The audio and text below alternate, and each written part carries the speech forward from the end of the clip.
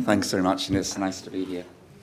And I think I've got just 10 minutes to talk about understanding and using research, but we're actually running ahead of time, so I might actually sneak an extra 3 or 4 minutes, if I'm lucky, before you ring the bell. Some of you are more familiar with the training world than others, so forgive me if you're familiar with things that I mention. Within the Northern Ireland, we've got what I think is the world-leading post-qualifying social work arrangements. And within that, the jewel in the crown, of course, with my totally unbiased opinion as course director, is the Research Methods Programme, which it's had its 21st birthday, and it's managed to survive 3 or 4 different post-qualifying arrangements in that time, ducking and weaving, moving forward. And last September, it went through the biggest change it's been through in that course of time, because it's now restructured as 2 separate modules, whereas in all its life, it was just 1. And what we now have is a module called the Evidence-Informed Professional and Organisation, and then also a module called the Research and Evaluation Methods in Social Work. And I'm going to tell you a little bit about these, but particularly the first one, which is the newer one in many respects. And before I get into any more detail, I should, for the sake of those not familiar with the post-qualifying world, emphasise that this module, this programme, like all the others, is a partnership between an academic body and employers, as they have to be by the regulations. And it makes it one of the foundation reasons why we have such a good post-qualifying framework. And the management board, with representatives from employers and university, oversee the recruitment, the teaching, and the examining. And crucially for this particular programme, Research Methods 1, all projects are agreed with line management. And all the candidates on the programme have a university tutor and a practice assessor from their own employer to support them, and they're the key people involved in the examining as well. So this new module that we've got, the Evidence-Informed Professional and Organisation, and that is one of the novel features, that final word, because I think the international literature on EBP puts the emphasis for evidence into practice on the individual professional.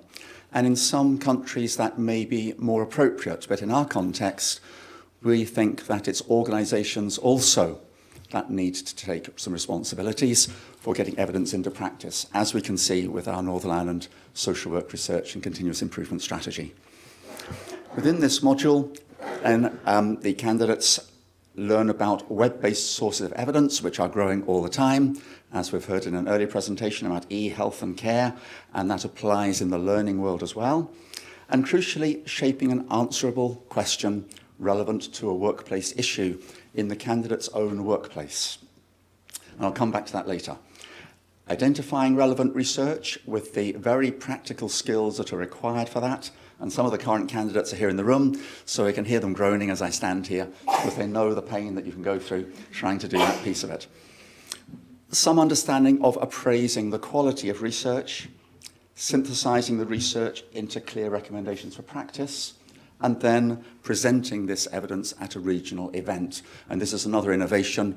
Traditionally, candidates have presented about their projects in their own employing body, and for the particular projects, which are more localised, that still seems most appropriate.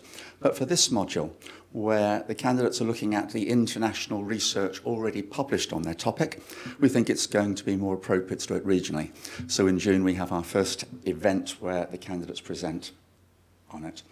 I'll tell you just very briefly some details, but I'll not get into it a great deal because you'll all get the PowerPoint show eventually. And in your pack, hot off the press yesterday, you will find a leaflet somewhere near the back about the programme and the modules.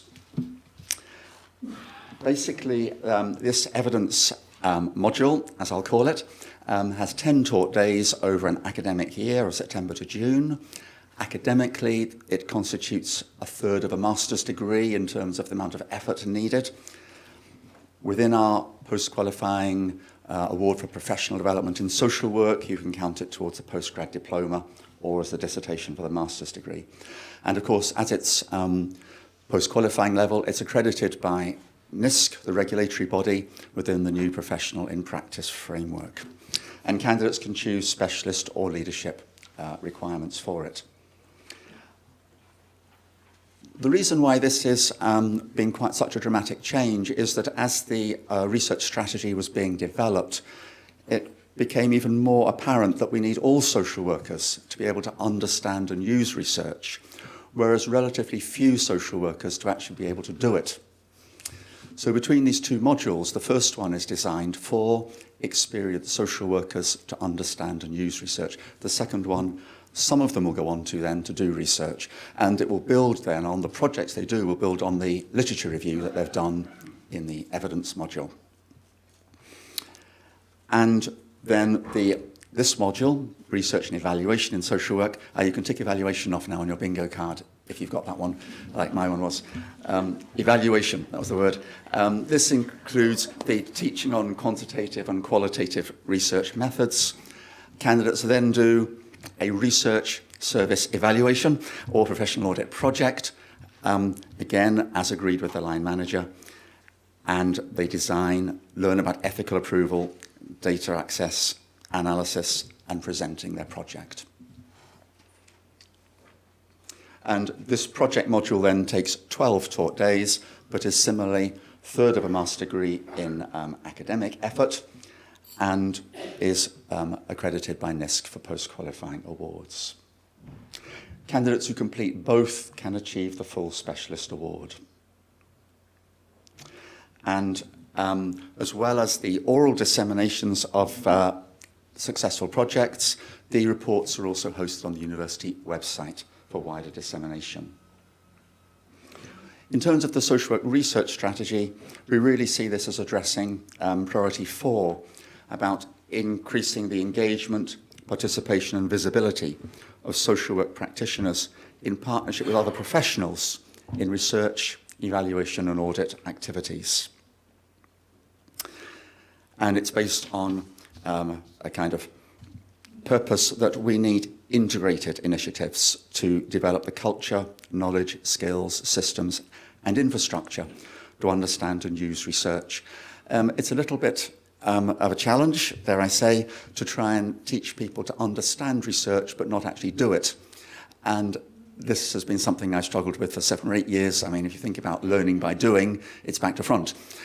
But we do need all the social workers to understand research and use it, but we don't have the time in the curriculum at the moment to teach them actually all the nuts and bolts of doing it. So I think the word is fools rush in where angels fear to tread, or something like that. In this new evidence module, as I'll call it, some of my esteemed colleagues don't like calling it IPO, and some call it EPO, so it's evidence module rather than an acronym. And one of the key issues has been shaping an answerable, useful question. And out of that range of skill areas, I want to just focus on that for a moment. And I want to illustrate it in terms of the current projects being undertaken by candidates to review research on their topic. And as those who are here will verify, it's been quite a challenge. And I think one of the issues for me is that not just tutors and practice assessors, but line managers have had to start to get their heads around what is an answerable question in terms of research that's available. And that's slightly different from what's an answerable evaluation topic in terms of how my team or department or section functions. So candidates at the moment, and they've handed in their proposals, but they haven't yet done them, cover the following sort of topics. And apologies, I've tweaked the titles slightly to condense some of them and make them more suitable for this presentation. So a childcare team leader, Ruth, is looking at the emotionally intelligent parent. Do we need to consider this in our childcare assessments? And Jenny, from residential worker, is looking at the importance of relationships between looked after children and the people who look after them in residential care. And in one case, somebody from the voluntary sector is addressing what you might call a programme commissioning or implementation question. I understand Action Control are considering what can they do to develop their service in terms of preventing adolescents entering state care. What sort of programme, what evidence is that as to which programme you would buy, commission, develop, or whatever? So Laura's looking at Preventing Family Breakdown, Interventions for Preventing Adolescents Entering the Public Care System. And you wouldn't believe the amount of sweat that goes into shaping each word in one of these titles to make it something which you can answer with the research that is there.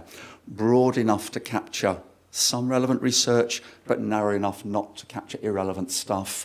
Thinking about the terminology that's used, which will be translatable across jurisdictions, cultures, and so on. Martina's looking at recruitment and retention of people to evidence-based parenting programs. Simon's in the City Hospital, and he's looking at physical activity in relation to teenagers and young adults who've had cancer. And Elizabeth, who's a sensory disability team manager, looking at the interactions between professionals and people who are deaf-blind. And Francis is looking at support networks of young people leaving foster care. Adrian, a childcare team leader, is looking at developing team resilience to prevent burnout and compassion fatigue. And Carol, from a training team, looking at working with families where older people have experienced abuse. I mean, and that's an interesting one, for example, where the topic started out as, well, what about family group conferencing? What evidence is there? Really very, very little. Well, what about broadening this to family therapy or other sorts of work with families until you eventually shape a question that you can find research to answer and from which to draw lessons to shape local decisions. And Anne McGlade and Campbell Killick and myself have pulled together the book to go with this module. And as you might expect, it's very practically focused in terms of the skills you need to find the relevant research, appraise it, synthesize it, but also it has this balance between what individuals need to do and what organisations need to do in order to get evidence into practice. And I can buy them at £15 as author price, and if you want one, you may come and see me after. I can even undercut Amazon.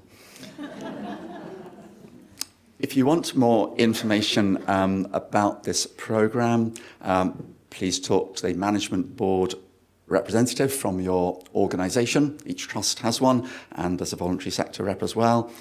Recruitment is normally through your social work training department in the trusts. Publicity went out for last week. It should have been received. There's an information session at Jordanstown on Wednesday the 20th of April, and apologies, I should also have had on the slide that I'm doing a session in the Western Trust the day before that on Tuesday the 19th of April. And Paul McCafferty, who's here, I've got where he's sitting, is organising that. It's over there. And if all else fails, you can always email pqsocialwork@Ulster, and someone will try and answer your queries or point you in the right direction. Okay, 5 minutes.